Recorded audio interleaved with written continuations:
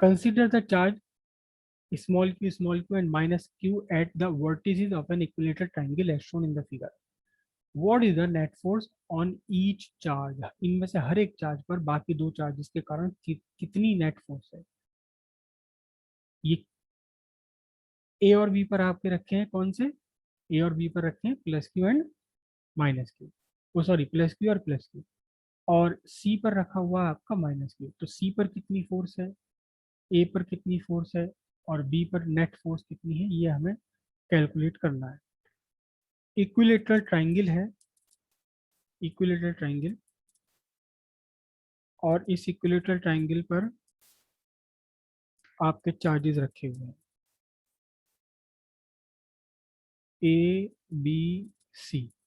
ए पर चार्ज कितना है? Plus Q. बी पर चार्ज कितना है? Plus Q. और सी पर चार्ज कितना है?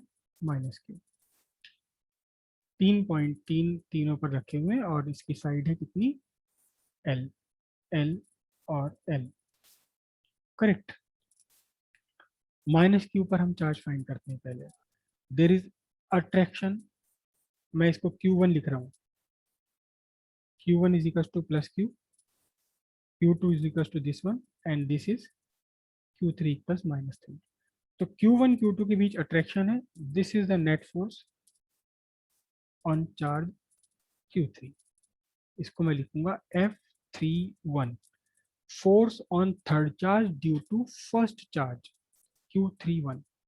ऐसे ही माइनस क्यू और प्लस क्यू के बीच में यहाँ अट्रैक्शन है, तो मैं इसको लिखूंगा, कितना लिखूंगा इसे? इसे लिखूंगा F32, force on third charge particle due to second charge, right? These two forces are not along the same straight line.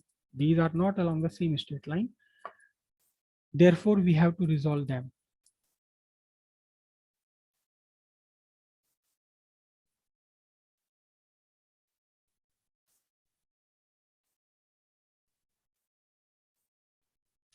I write this point as O. Correct. अब इनका रिजोल्यूशन करते हैं।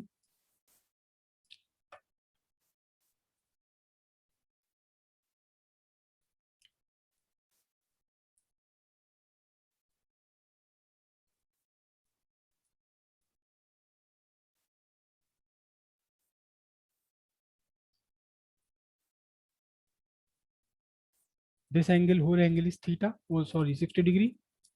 This angle is theta, this angle is theta, and theta equals here कितना?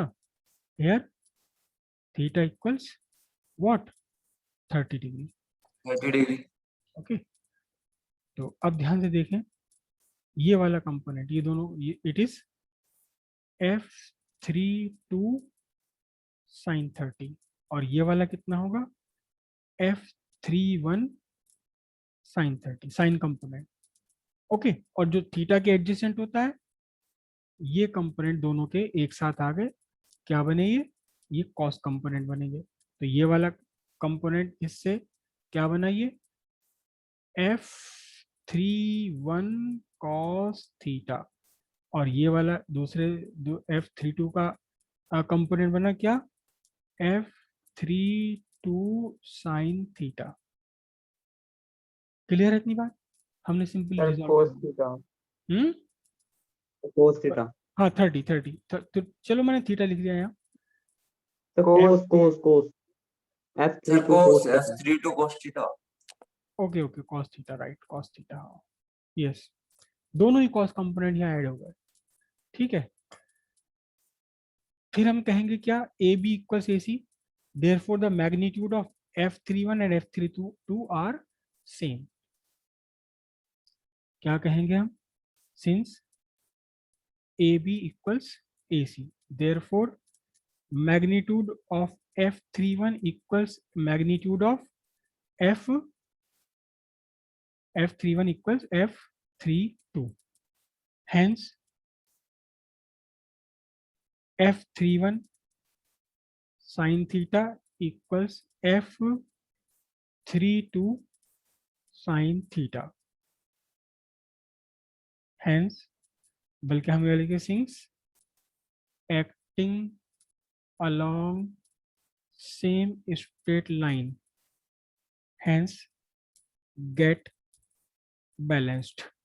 ये दोनों तो balanced हो गए, लेकिन f31 cos theta, f31 cos theta and f32 cos theta are acting along same straight line, hence get added up. Okay, तो net force on Q minus Q, it is equals to F1 लिख देता हूँ मैं इसे, नहीं F3 is equals to what? F31 cos theta plus F32 cos theta, दोनों के cos component जुड़ गए, तो अब दोनों इक्वल है मैग्नीट्यूड में, क्योंकि F31 F32 मैग्नीट्यूड में इक्वल है, तो cos कंपोनेंट भी इक्वल होंगे, तो F3 इज इक्वल टू कितना हो गया? Twice of F31 cos theta, और मैंने इसको डायरेक्शन को शो करने के लिए, ये कहाँ से कहाँ बन रही डायरेक्शन देखो, C से O की तरफ बन रही है, तो मैंने इसको क्या बना लिया? CO कैप कर दिया, CO कैप, समझ गए? C से O की तरफ ऐड कर रही है, तो मैंने यूनिट वेक्टर CO वेक्टर का यूनिट वेक्टर ले लिया CO कैप, करेक्ट? ऐड कर दीजिए इन दोनों को, तो सिंपली आपके पास क्या बचता है? F31 कितना होगा? F31 आपका बनेगा कितना बनेगा? मैं पहले इसको K लिख लेता हूँ, Q और Q मैग्नीट्यूड में दोनों सेम है, तो Q by what L square cos 30, cos 30 की वैल्यू कितनी होती है बताना? cos 30 1/2, sir √3/2। तो √3/2 में से ये वाला 2 कैंसिल हो जाएगा, तो क्या बनेगा आपके पास? आपके पास बनेगी K Q1 Q2 by L square √3 newton. Sir Q²। अच्छा हाँ, Q1 Q2 तो दोनों सेम है ना, right right, K Q square by L square √3 CO cap. This is the net force on charge minus Q. This is the net force on negative charge, है ना? F3 equals square root of F31 square plus F32 square plus twice F31 F32 cos theta, यहाँ theta रख लेते हैं 60 degree, क्योंकि F31 और F32 के बीच का एंगल 60 डिग्री है, और ये सारे वैल्यू निकल गए, तो मैग्नीट्यूड निकल जाता, सीधा सीधा ये वाला निकल जाता मैग्नीट्यूड, के क्यू स्क्वायर √3/L स्क्वायर। लेकिन इसके लिए फिर से आपको जो है एक डायरेक्शन का फॉर्मूला लगाना पड़ेगा, डायरेक्शन के लिए tan थीटा वाला फॉर्मूला लगाना पड़ेगा। लेकिन जब भी आप रिजॉल्व करते हैं वेक्टर्स को, तो आपके लिए आसानी हो जाती है, बहुत आसानी, इससे आपकी कभी भी फाइनल फोर्स की डायरेक्शन में कभी भी कंफ्यूज नहीं होगा, ये आपकी फाइनल फोर्स की डायरेक्शन अपने आप निकल कर आ जाएगी, अपने आप निकल कर आ जाएगी डायरेक्शन। क्लियर है बात? yes. और वैसे भी देखो, एक बात और याद रखिएगा कि फिजिक्स में जितना आप डायग्राम बनाकर चलेंगे, जितने क्लियर, जितने ज्यादा डायग्राम आप बनाकर चलेंगे, उतना ही आसान रहेगा आपकी कॉपी चेक करना एग्जामिनर के लिए। Diagram itself shows that you know it. अगर आपने डायग्राम, प्रॉपर डायग्राम बना दिया, तो वहां एग्जामिनर को देखते ही पता लग जाता है कि आपको कंसेप्ट पता है, और फिर इस डायग्राम के बाद में ये चीज तो बस एक उड़ती हुई नजर से देखी जाती है, उड़ती हुई नजर से देखी जाती है, अरे हाँ बढ़िया, और आपको मार्क्स मिल जाते हैं। डायग्राम जो है वो सेल्फ एक्सप्लेनेटरी एक्सप्रेशन है आपका। एक डायग्राम 1000 वर्ड्स के बराबर है, जो आप 1000 वर्ड्स में एक्सप्लेन नहीं कर सकते, वो एक डायग्राम में एक्सप्लेन हो जाता है। ओके, अब हम इस वाले पर आते हैं, यहाँ प्लस के ऊपर कितना फोर्स लगेगा, क्लियर है? तो इसको भी मैं बना लेता हूँ। देखिए, प्लस के बीच में आपका रिपल्शन हुआ, ये हुआ F21 force on second charge due to first charge, और पॉजिटिव निगेटिव के बीच में अट्रैक्शन हुआ, तो अट्रैक्शन कहाँ होगा, this is what, F23 force on second charge due to third charge.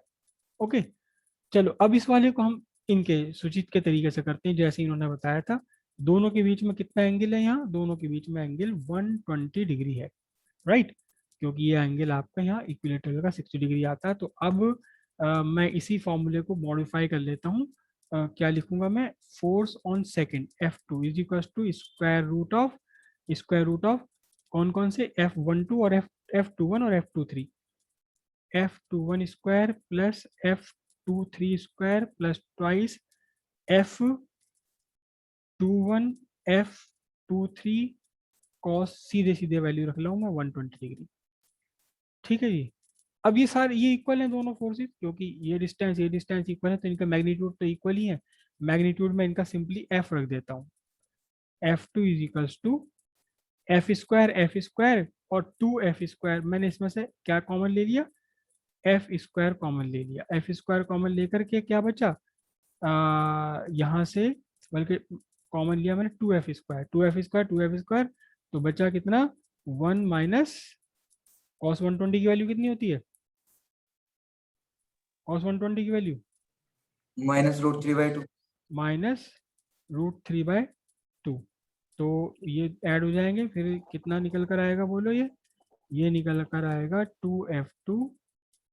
2F square, और ये ऐड हो गए तो कितना बना, 2 + √3/2, है ना, 2 + √3/2, और ये 2 से 2 कैंसिल हो जाएगा, तो F2 आपका कितना बन गया, F2 का मैग्नीट्यूड बन गया F√2 + √3। कुछ कंफ्यूजन कर रहा हूँ भाई मैं, तो ये तो मामला कुछ अजीब सा आ रहा है, या ठीक है, हाँ ये cos 120 की वैल्यू प्लस हो गई, -1/2 होती है, -1/2 प्लस हो जाएगा, तो ये कितना बचेगा आपका, यहाँ से ये पूरा बन जाएगा आपका 3/2। ओके, और फिर ये 2 कैंसिल होकर के ये बचेगा F√3 न्यूटन, और F की वैल्यू यहाँ भी क्या है, F की वैल्यू है आपकी K²/L²√3। हाँ क्या सही कह रहे हो, ये भी मिस्टेक हो गई, ये तो मैंने माइनस जबरदस्ती ले लिया। सर ये KQ²/L² होगा बस। हाँ K²/L², तो ये तो प्लस होना है, तो प्लस होना, तो फिर तो ये कितना रह जाएगा, प्लस होना तो 1/2 रह जाएगा, है ना, यहाँ से तो यस सर 1/2 बचेगा, 2 कैंसिल यस होकर के, सर 2 से 2 कट जाएगा। तो बस इतना ही रह जाएगा ये रहा, है ना।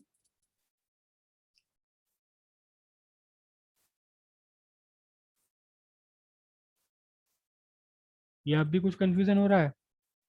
अब इसकी डायरेक्शन निकालनी है, तो डायरेक्शन निकालने के लिए हम लेंगे tan थीटा। तो tan थीटा कितना होता है बताओ जरा, tan थीटा कितना होता है बोलो, याद करो, अभी प्लस जी कॉस थीटा, है ना। तो यहाँ से बनेगा आपका ए मैं किसको लूँ, ए मैं इसको ले लेता हूँ 21 को, है ना, F21 sin 120 upon F21 plus F23 cos 120। ठीक है, तो इसकी वैल्यू तो F है ही, और sin 120 की वैल्यू कितनी होती है बताओ, पॉजिटिव होता है, तो ये बना √3/2, और ये क्या बना जी आपका F + F -1/2, cos 120 की वैल्यू -1/2, तो यहाँ से 2 तो कैंसिल हो गया, है ना, क्या बचता है आपके पास, आपके पास tan थीटा बचता है, ऊपर तो देखो F तो कैंसिल हो जाएगा, ऊपर क्या बचा आपका √3/2, और नीचे 1 में से सब्ट्रैक्ट होके तो आधा, कितने बना, और थीटा कितना आ जाएगा फिर बताओ, यहाँ से थीटा कितना आएगा, ये tan√3, किसकी वैल्यू √3 होती है बोलो, 60 60 डिग्री, 60 डिग्री क्या हुआ विद F21 वेक्टर, क्योंकि F21 को हमने ए लिया हुआ है, याद कीजिए हमेशा ये ए के साथ आता है एंगल जो निकल कर आता है इससे, तो अब आपका जो रिजल्टेंट वेक्टर है यहाँ, रिजल्टेंट फोर्स आपकी 60 डिग्री पर बनी। किससे 60 डिग्री पर बनी? This is F2 vector. 60 degree कहाँ से? F1 वेक्टर पे। सिमिलरली यहाँ भी वही की वही कंडीशन बनेगी, जो यहाँ कंडीशन आपकी बन रही है वही की वही फोर्स आएगी, और यहाँ इस बार F21 से 60 डिग्री पर ये बन जानी आपकी नेट फोर्स। क्लियर है इतनी बात सारी? पिछले वाला जो क्वेश्चन था उसमें plus Q plus Q plus Q थे, तो इसलिए सेंट्रॉइड पर रखा आपने चार्ज, नेट फोर्स इस पर 0 आ गई। लेकिन अगर एक पीस में से निगेटिव चार्ज है तो फिर सेंट्रॉइड पर कोई भी चार्ज आप रखेंगे, नेट फोर्स इस पर 0 नहीं आएगी, किसी न किसी डायरेक्शन में नेट फोर्स निकल कर आएगी। मुश्किल है इतना बड़ा क्वेश्चन आपसे पूछा जाना, मुश्किल है। इतना लंबा क्वेश्चन पूछा जाना थोड़ा मुश्किल होता है, क्योंकि इस क्वेश्चन को, पूरे क्वेश्चन को करने में आपको कई सारे मिनट लग जाएंगे, और उतने मार्क्स का ये क्वेश्चन बनेगा नहीं। ऐसा तो हो नहीं सकता कि 5 नंबर को पूरा क्वेश्चन दे दें आपको, आप डायग्राम भी बनाओ, ये भी करो, वो भी करो, इतनी सारी काम करो, तब जाकर आंसर निकले। तो इतना लंबा क्वेश्चन आना मुश्किल है। लेकिन ये जो क्वेश्चन एग्जाम्पल अभी आपने किया है, ये एग्जाम में आ चुका है।